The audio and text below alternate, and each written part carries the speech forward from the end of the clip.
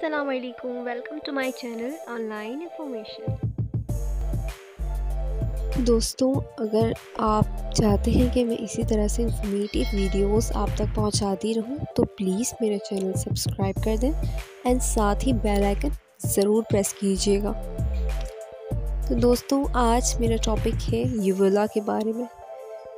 आप पूरा मुंह शीशे के सामने खोलकर देखें तो हलक नज़र आता है। अंग्रेज़ी में इसको यूवोला कहते हैं।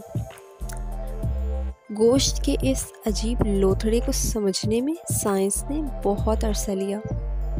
इसका काम ये है कि जब हम खाना खाते हैं तो निगलते वक्त ये ऊपर उठकर सांस की नाली को बंद कर देता है। खुराक के गुजर जाने के बाद ये खुल जाता है।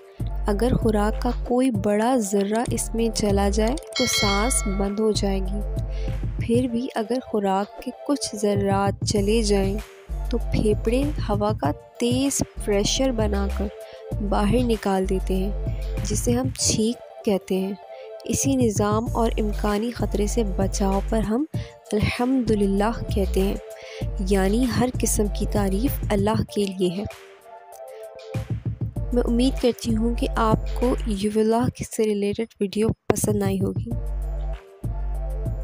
अगर आपने मेरे चैनल को अभी तक सब्सक्राइब नहीं किया है तो प्लीज़ मेरे चैनल को सब्सक्राइब करें। Thanks for watching, like share and subscribe. Allah हाफिज़।